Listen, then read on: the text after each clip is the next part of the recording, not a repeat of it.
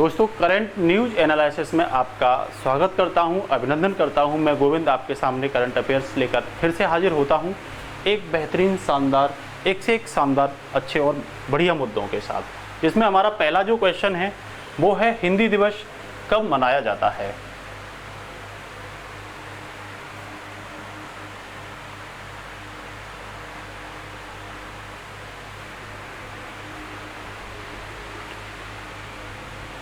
दोस्तों, current news analysis में आपका अभिनंदन करता हूं, स्वागत करता हूं। मैं गोविंद करंट अफेयर्स के साथ आपके सामने हाजिर हुआ हूं, बेहतरीन करंट अफेयर्स और बेहतरीन मुद्दों के साथ। जिसमें हमारा पहला जो टॉपिक होगा दोस्तों, वो होगा हिंदी दिवस कब मनाया जाता है। पहला ऑप्शन दिया है इसमें 10 जनवरी,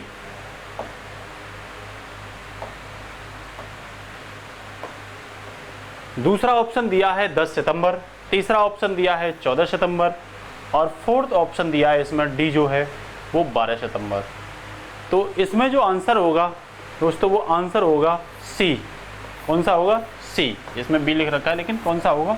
सी। 14 सितंबर को हिंदी दिवस मनाते हैं हम। अब बात आती है कि इससे रिलेटेड और क्या इन्फॉर्मेशन है।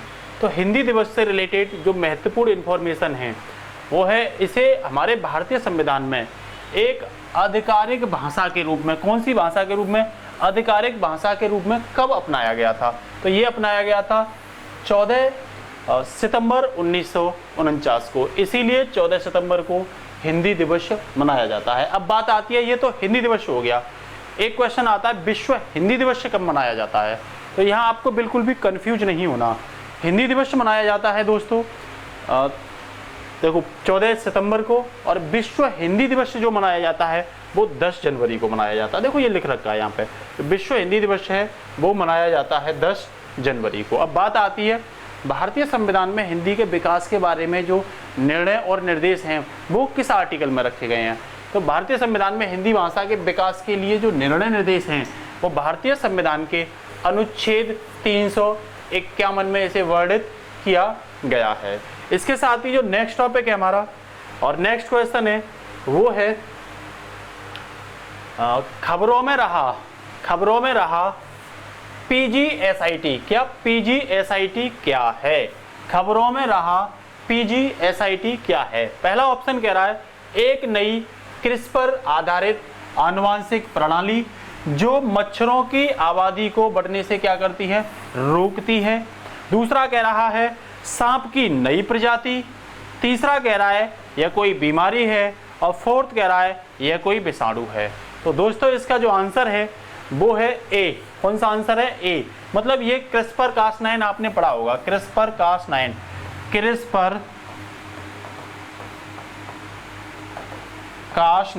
इसमें क्रिस्पर कास9 जो एक प्रकार से ये जीन एडिटिंग के लिए एक कैंची का काम करती है। क्या करती है? कैंची का काम करती है। यहाँ आप देख भी रहे होंगे, देखो ये लिख रहा है क्रिस्पर कास9।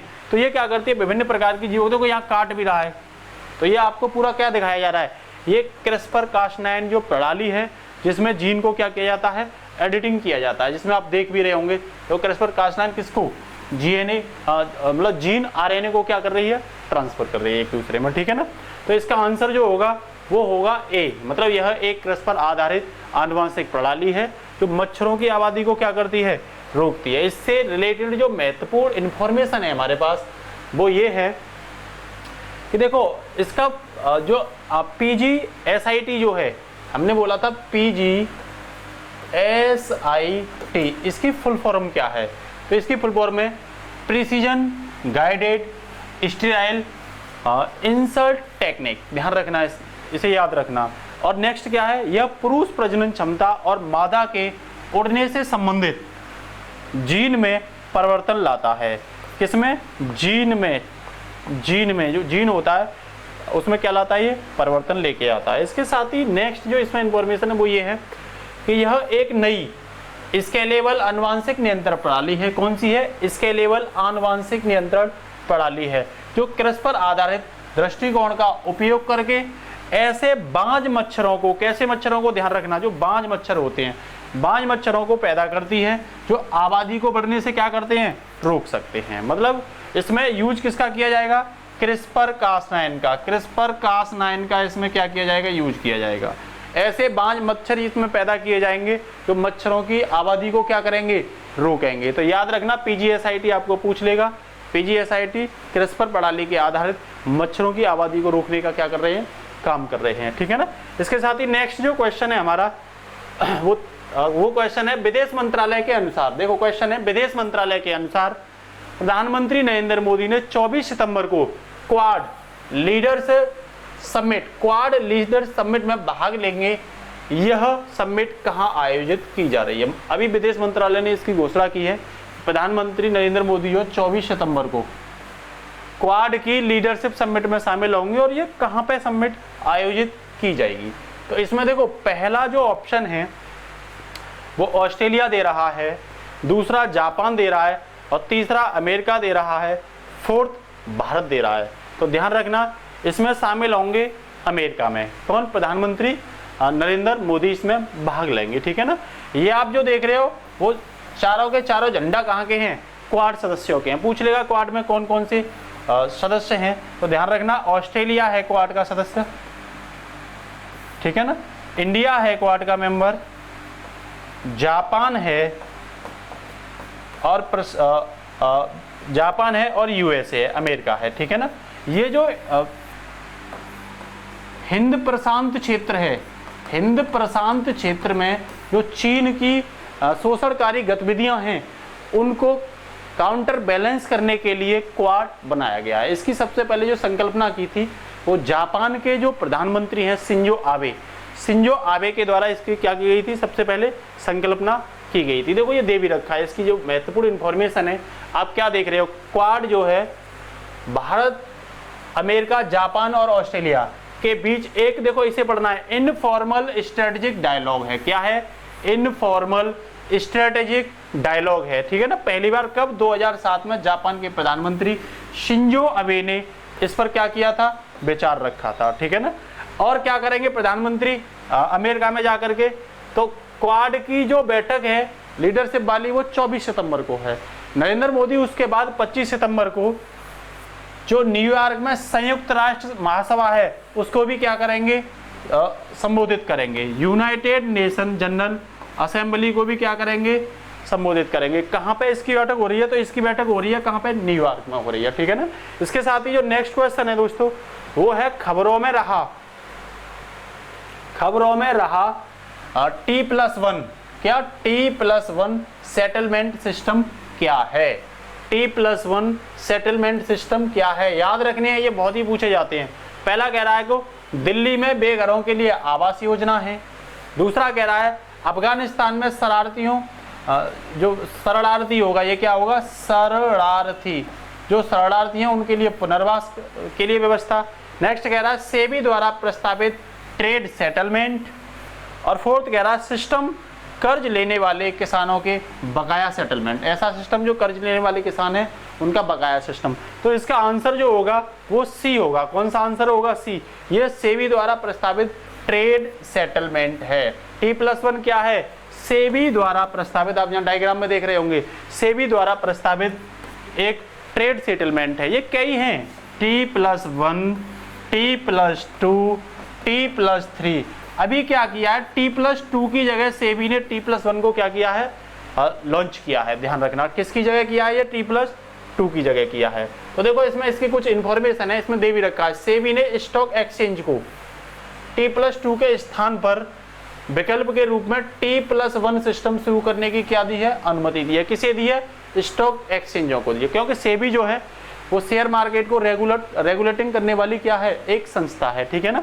तो यहाँ देखो ये क्या कर रहा है, T+1 एक तेज व्यापार निपटान प्रणाली है। क्या है, एक तेज व्यापार निपटान प्रणाली जिसमें वास्तविक लेन देन होने के एक दिन के भीतर ही सेटलमेंट क्या कर लिया जाता है, हो जाता है। जो लेन देन होता है उसके एक दिन के भीतर ही इसका क्या कर लिया जाता है, सेटलमेंट कर लिया जाता है, ठीक है ना।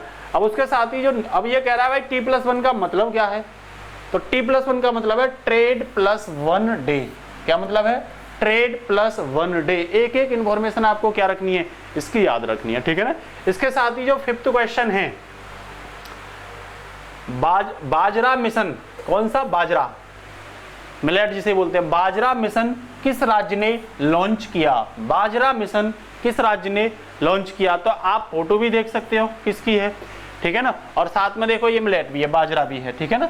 तो ये बाजरा मिशन किस राज्य ने लॉन्च किया? पहला ऑप्शन कह रहा है इसका छत्तीसगढ़, दूसरा कह रहा है झारखंड, तीसरा कह रहा है दोस्तों उत्तर प्रदेश, और फोर्थ कह रहा है बिहार। रटने हैं आपको ये क्वेश्चन, समझ करके रटने हैं। हर एक तरीके से क्लास को मतलब अच्छा करने का प्रयास किया गया है कि ये फोटो भी जो है ना वो इन्हें भी आप क्या रखो, दिमाग में रखो, ठीक है ना। तो इसका आंसर जो होगा वो छत्तीसगढ़ होगा। और आप देख भी रहे हो ये छत्तीसगढ़ के सीएम हैं भूपेश बघेल। तो भूपेश बघेल ने छत्तीसगढ़ को बाजरा केंद्र और बाजरा हब बनाने का क्या किया है?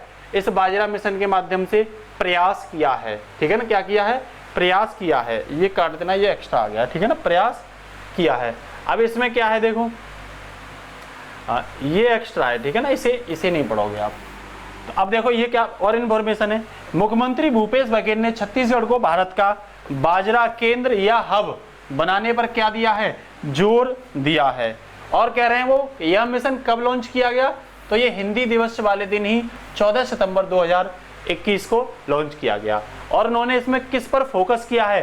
तो उन्होंने इस बात पर प्रकाश डाला है कि जो लघु वनोपज हैं, लघु वनोपज की तरह राज्य को छोटी अनाज फसलों को अपनी ताकत बनाना चाहते हैं। छोटी अनाज फसल मतलब बाजरा है, ज्वार है, मक्का है, मूंग है, इनका क्या बनाना चाहते हैं? वो केंद्र बना जाते हैं। बाजरा मिशन में तो विशेषतः बाजरा पर ही भूपेश बघेल ने क्या किया है? फोकस किया है, ठीक है ना। इस मिशन को लागू करने के लिए भारतीय बाजरा अनुसंधान हैदराबाद और छत्तीसगढ़ के 14 जिलों के जो कलेक्टर हैं उनको बाजरा मिशन के तहत एक समझौता पर क्या कर लिए गए हैं? ज्ञापन हस्ताक्षर किए गए हैं। किस किस के? आपसे पूछ लेगा भारतीय बाजार अनुसंधान केंद्र कहाँ है? तो आपका जवाब होना चाहिए कहाँ पे है? हैदराबाद में है। तो भारतीय बाजार अनुसंधान ने और छत्तीसगढ़ के जो 14 जिलों के कलेक्टर हैं उन्होंने मिलकर के बाजरा मिशन के तहत उसे छत्तीसगढ़ को बाजरा हब बनाने के लिए, बाजरा का केंद्र बनाने के लिए एक ज्ञापन समझौते पर क्या किया है? हस्ताक्षर किया है। इसके साथ ही जो नेक्स्ट क्वेश्चन है वो है प्रोजेक्ट उड़ान। बेहद इंपोर्टेंट है, ध्यान रखना, ये बेहद इंपोर्टेंट है। प्रोजेक्ट उड़ान किस संस्था द्वारा लॉन्च किया गया? प्रोजेक्ट उड़ान किस संस्था द्वारा लॉन्च किया गया? पहला कह रहा है वो IIT मद्रास, दूसरा कह रहा है IIT बॉम्बे, तीसरा कह रहा है IIT बेंगलुरु और फोर्थ कह रहा है IIT रुड़की। तो दोस्तों फोटो में ही आपको दिख रहा होगा, ये फोटो है IIT बॉम्बे का। किसका? IIT बॉम्बे का। तो इसका आंसर भी क्या होगा?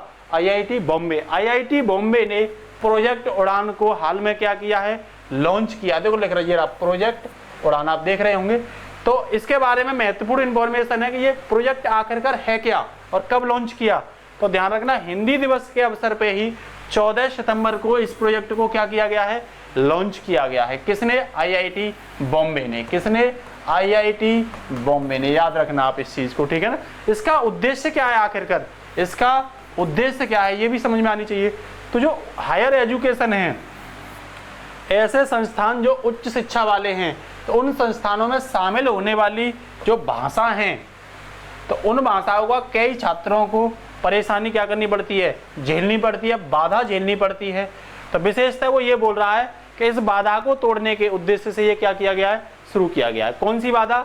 जो भाषा के कम्युनिकेशन की परेशानी आती है उसे तोड़ने का इसमें क्या किया गया है? प्रयास किया गया है। और बोल रहा है प्रोजेक्ट उड़ान जो है अंग्रेजी से हिंदी और जो अन्य भाषाएं हैं, अन्य भाषाओं में इंजीनियरिंग और अन्य धाराओं के जो पाठ्यक्रम हैं, करिकुलम है और अन्य अध्ययन सामग्री जो है उनके अनुवाद को क्या करता है?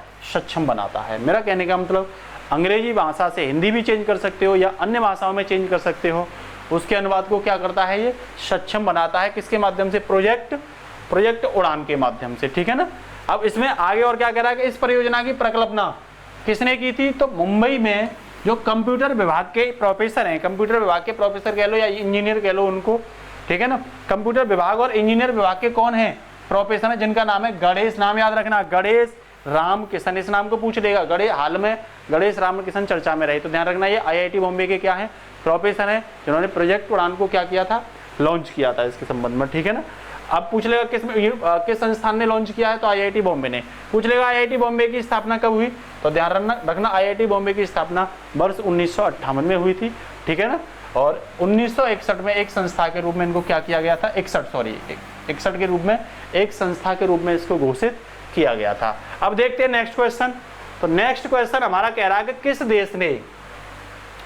किस देश ने अमेरिका के साथ मिलकर, किसके साथ मिलकर के, अमेरिका के साथ मिलकर के, ऐसा कौन सा देश है, मिलकर के climate action and finance mobilisation dialogue, कौन सा, climate action and finance mobilisation dialogue launch किया है। तो आपको अमेरिका के साथ एक झंडा और दिखाई दे रहा है, तो आप स्पष्ट पहचान लोगे ये झंडा क्या दर्शा रहा है, ये झंडा इंडिया को दर्शा रहा है। तो निश्चित रूप से अमेरिका के साथ जो climate action and finance mobilisation dialogue है वो किसने लॉन्च किया है, तो इसका आंसर होगा इंडिया। इसका आंसर क्या होगा, इंडिया। ध्यान रखें, इसका चीन भी नहीं होगा, रूस भी नहीं होगा, ब्रिटेन भी नहीं होगा। तो साथ मिलकर किसने, ये साथ मिलकर किया इंडिया ने। तो ये जो है राष्ट्रपति के पर्यावरण दूत हैं, अमेरिका के जो राष्ट्रपति हैं उनके पर्यावरण दूत हैं जॉन कैरी, और ये हमारे यहाँ के भारत के पर्यावरण मंत्री हैं जिनका नाम है भूपेंद्र यादव, ठीक है ना। कौन है, भूपेंद्र यादव, याद रखना है इस नाम को। इसके बारे में महत्वपूर्ण इंफॉर्मेशन क्या है, महत्वपूर्ण इंफॉर्मेशन बता रही है कि यह डायलॉग भारत के पर्यावरण मंत्री भूपेंद्र यादव, नाम याद रखना, और अमेरिका के जलवायु जो राष्ट्रपति के विशेष दूत हैं जॉन कैरी, कौन, जॉन कैरी ने 13 सितंबर को, कब, 13 से, हिंदी दिसंबर से एक दिन पहले 13 सितंबर को इस मिशन को क्या किया है, लॉन्च किया है। बोल रहा है यह संवाद भारत अमेरिका जलवायु और स्वच्छ ऊर्जा एजेंडा जो 2030 है, ठीक है ना, उसको आधिकारिक रूप से क्या करता है, शुरू करता है। हमारा एजेंडा जो 30 है भारत और अमेरिका का, ठीक है ना, जो जलवायु को स्वच्छ करना, क्लीन करने के लिए, उसको ये क्या करेगा, उसके मकसद को पूरा करेगा। और बोल रहा है यह साझेदारी दोनों देशों को जलवायु परिवर्तन पर अपने सहयोग को नवीनीकृत करने और वित्तीय पहलुओं से संबोधित करने के अवसर को क्या करती है, प्रदान करती है। मेरा कहने का मतलब ऊर्जा से संबंधित प्रणाली कैसी बनाई जाएगी, नवीनीकृत, और वित्तीय पहलुओं पर भी, मतलब फाइनेंस पे भी इस पर क्या किया जाएगा, फोकस किया जाएगा, ठीक है ना, फंडिंग वगैरह पे भी इस पर फोकस किया जाएगा। इसके साथ ही जो नेक्स्ट क्वेश्चन है हमारा वो है दोस्तों, भारत सरकार भारत के कितने गांव में प्रधानमंत्री आदर्श ग्राम योजना, कौन सी, प्रधानमंत्री आदर्श ग्राम योजना लॉन्च करेगी। तो ये हाल में ही घोषणा की गई है, प्रधानमंत्री आदर्श ग्राम योजना, ये आप देख रहे होंगे। देखो इको फ्रेंडली गांव बनाने की कोशिश की जा रही है, गांव को स्वच्छ रखने की कोशिश की जा रही है, ठीक है ना। और देखो नरेंद्र मोदी ने यहाँ बोला भी है, मेरा गांव मेरा देश, ये गांधी जी ने भी बोला था। गांव भारत, मतलब भारत जो है वो गांव में निवास करता है, ये किसने बोला था, गांधी ने ही। और यहाँ भी बोला है कि मेरा गांव ही क्या है, मेरा देश है। तो ऐसा प्लान किया जाएगा जिससे गांव में रोजगार वगैरह, स्वच्छता वगैरह, विभिन्न पहलुओं को फोकस किया जाएगा। तो हाल में कह रहा है ये 36,000 गाँव के लिए, 50,000 गाँव के लिए, 40,000 गाँव के लिए या 22,000 गाँव के लिए। तो ध्यान रखना हाल में 36,000 गाँव के लिए प्रधानमंत्री ग्राम योजना के तहत लॉन्च करने की क्या की गई है, बात की गई है। इसमें बोला गया है कि इसमें ऐसे गांव लिए जाएंगे, इस योजना के तहत ऐसे गांव लिए जाएंगे जिनमें 50% आबादी किसकी होनी चाहिए, आदिवासियों की होनी चाहिए। इसमें 50% आबादी आदिवासियों की होनी चाहिए, ऐसे गांव लिए जाएंगे। इसको कौन लॉन्च करेगा योजना को, तो ये जनजातीय मंत्रालय ने लॉन्च किया, ठीक है ना। अभी जनजातीय मंत्रालय के इस समय कैबिनेट मंत्री कौन है, तो अर्जुन मुंडा, ये खुद भी कौन है, जनजाति हैं, ठीक है ना। तो अर्जुन मुंडा जनजातीय मंत्रालय के कैबिनेट मिनिस्टर हैं, ठीक है ना। ये क्वेश्चन भी आप क्या रखना, याद रखना, ठीक है। इसके साथ ही जो आगे क्वेश्चन है बेहद इंपोर्टेंट है, ये प्राण पोर्टल, कौन सा क्वेश्चन है, प्राण पोर्टल किस मंत्रालय के द्वारा लॉन्च किया गया, प्राण पोर्टल, कौन सा, प्राण पोर्टल किस मंत्रालय के द्वारा लॉन्च किया गया। पहला कह रहा है वो केंद्रीय मंत्रालय के द्वारा, दूसरा कह रहा है जनजातीय मंत्रालय के द्वारा, तीसरा कह रहा है शिक्षा मंत्रालय के द्वारा, और फोर्थ कह रहा है गृह मंत्रालय के द्वारा। तो देखो ये कौन है जो आप फोटो देख रहे हो, ये फोटो है भूपेंद्र यादव का, किसका, भूपेंद्र यादव। और आपको पता है भूपेंद्र यादव कौन है, तो भूपेंद्र यादव जो है वो पर्यावरण मंत्री हैं। तो प्राण पोर्टल को किसने लॉन्च किया है, पर्यावरण मंत्रालय ने। तो इसका आंसर क्या होगा, ए इसका आंसर होगा। और इसकी कुछ महत्वपूर्ण इंफॉर्मेशन है दोस्तों। देखो ये बोल रहा है साहब, क्या बोल रहा है, कि केंद्रीय पर्यावरण मंत्री भूपेंद्र यादव ने 7 सितंबर 2021 को प्राण नामक एक पोर्टल क्या किया, लॉन्च किया। ठीक है ना। इस पोर्टल का उपयोग किसके लिए किया जाएगा, तो इस पोर्टल का उपयोग राष्ट्रीय स्वच्छ वायु कार्यक्रम की प्रगति को ट्रैक करने के लिए इसका यूज किया जाएगा, ताकि सभी को स्वच्छ वायु मिले और नीला आसमान मिले। क्या मिले, स्वच्छ वायु मिले और नीला आसमान सुनिश्चित किया जाए और भारत की प्रतिबद्धता का पालन किया जाएगा। ठीक है ना। और कह रहा है वो, इस पोर्टल को गैर प्राप्ति शहरों, अब बात आती है ये गैर प्राप्ति शहर क्या होते हैं।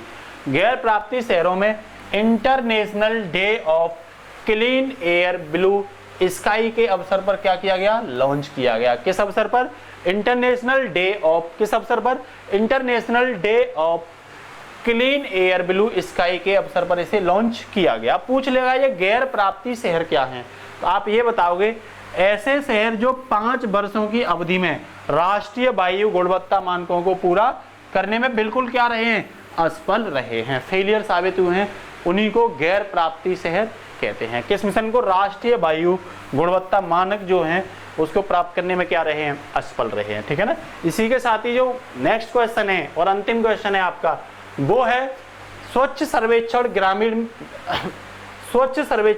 2021 किस मंत्रालय द्वारा लॉन्च किया गया। कौन सा, स्वच्छ सर्वेक्षण ग्रामीण 2021 किस मंत्रालय द्वारा लॉन्च किया गया। ऑप्शन पहला कह रहा है जल शक्ति मंत्रालय द्वारा, ऑप्शन सेकंड कह रहा है शिक्षा मंत्रालय द्वारा, ऑप्शन फोर्थ कह रहा है पर्यावरण मंत्रालय द्वारा, और ऑप्शन सी पर्यावरण मंत्रालय द्वारा, और ऑप्शन डी कह रहा है विदेश मंत्रालय द्वारा।